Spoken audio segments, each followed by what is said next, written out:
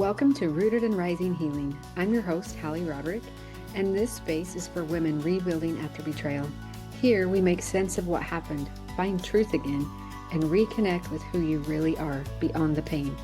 Whether you're staying, leaving, or still in the middle, your story matters. Together, we'll explore truth, clarity, and the quiet courage it takes to rise from the wreckage of what was into the wholeness of who you're becoming. You're safe to be here. In the messy middle, in the rebuilding, and in the rising. Let's begin.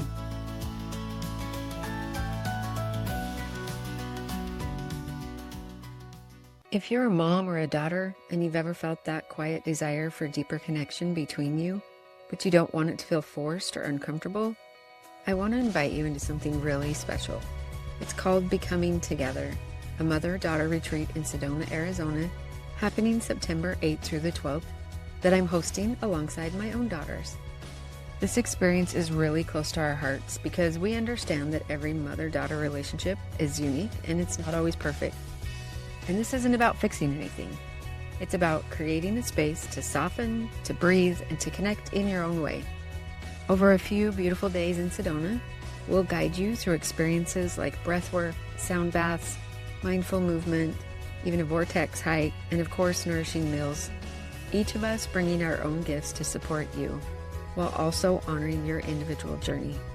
There's no pressure to open up before you're ready, no expectation to be anything other than yourself, just a safe, supportive space to reconnect with yourself, with each other, and with something greater. If you feel even the smallest pull, you can find more information in the show notes, because you don't have to have a perfect relationship to begin becoming together. You're exhausted and you've been trying to hold everything together, your emotions, your home, your kids, your relationship. And maybe a part of you has thought, I should be able to do this on my own, or nobody really understands what I'm going through, or even I don't want to need help. But what if the very thing keeping you stuck is the belief that you shouldn't need support in the first place? Welcome to the Rooted and Rising podcast. Thanks so much for being here. This resistance that we sometimes have to getting help, it's actually not random. It comes from somewhere. A lot of times common beliefs that we've picked up along the way in our life. Sometimes from family of origin that says getting help means that I'm weak or I should be able to figure this out all by myself. It's also the belief that nobody's going to understand. We also might minimize it that says it's actually not that bad. I should be able to handle this. Maybe even the belief that if I say it out loud or if I acknowledge it, that it's going to make it more real. What if I open this up and I can't handle it? All of those make sense because that resistance that we sometimes have comes from protection. There's a protector part that's trying to keep us safe or to keep us from feeling the pain, but it doesn't come from truth. In betrayal trauma, sometimes this gets amplified because you've already had your trust broken. And so now our system and our brain and our body sometimes says, don't trust anyone. Don't depend on anybody. Just handle this yourself. And also there's that piece of shame that says, I don't want anybody to know the truth of my reality. I don't want people to know what's actually happening in my real life. I was recently listening to a book, and one of the things that stood out to me that was a really powerful concept was that this idea that the most successful, the most powerful, the most grounded women in the world, they don't do life alone. A lot of them have mentors or they have coaches, they have guides, they have a support system. And that's not because they're weak. It's because they understand something. And that is that growth requires support. And yet so many women in betrayal trauma believe the opposite. They isolate. We overfunction. We try to carry everything alone. But doing it alone isn't strength. It's often survival and protection. And so I want to talk about some hidden reasons why maybe you're not getting help. Maybe you are getting help. And if you are, I applaud that. I love that for you. I honor that for you. I hope that you're getting support that feels authentic and feels supportive and understanding of the situation that you're in.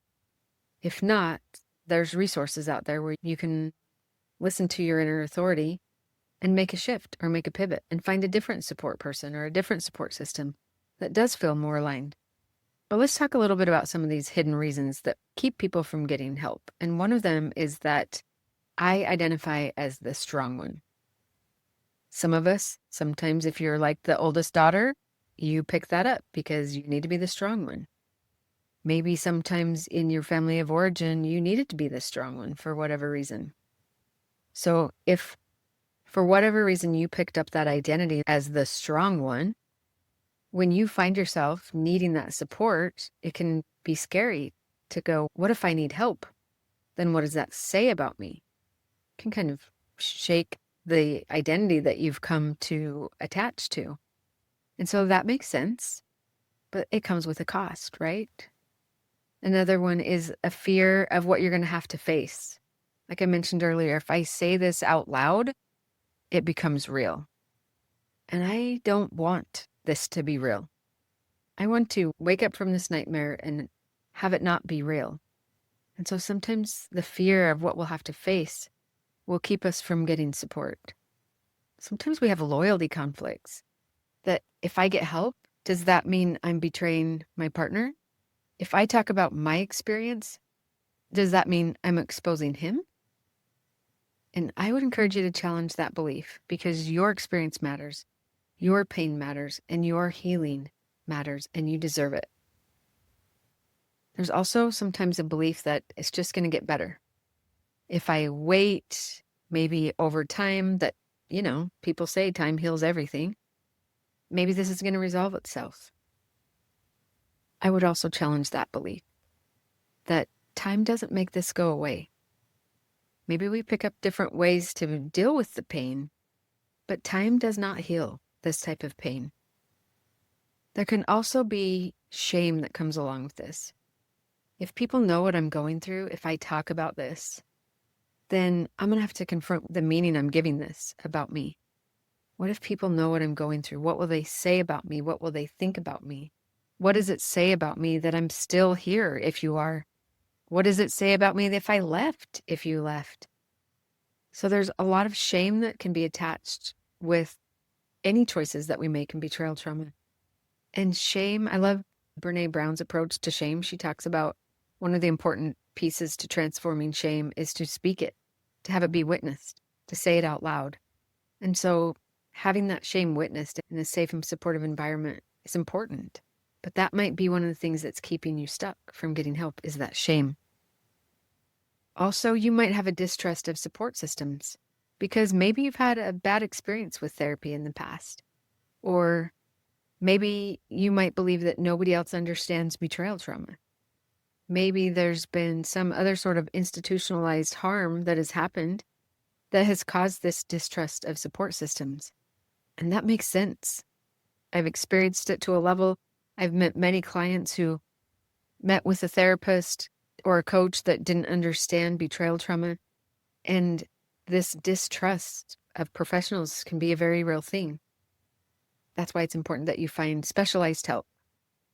And I'll put some links in my show notes of some good places to start. The APSATS directory is a great place to start, the Association for Partners of Sex Addicts Trauma Specialists.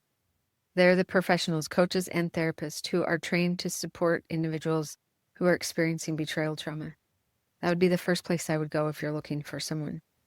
Or find someone on one of these podcasts that you trust and reach out there. I'm going to put some links in the show notes of other ways that you can connect with me if that's something that would feel aligned with where you're at. Another belief that can keep us from getting help is this overfunctioning, that we need to hold it all together. And we've been doing it for so long. And so there might be this belief or there might be this experience in life where we don't even actually know how to let somebody help because we've been doing it all by ourselves for so long. And so letting someone in and giving yourself permission to receive support can be uncomfortable for a lot of people. So some of these same patterns that have actually helped you survive at different times in your life may now be the very beliefs or ideas that are keeping you stuck.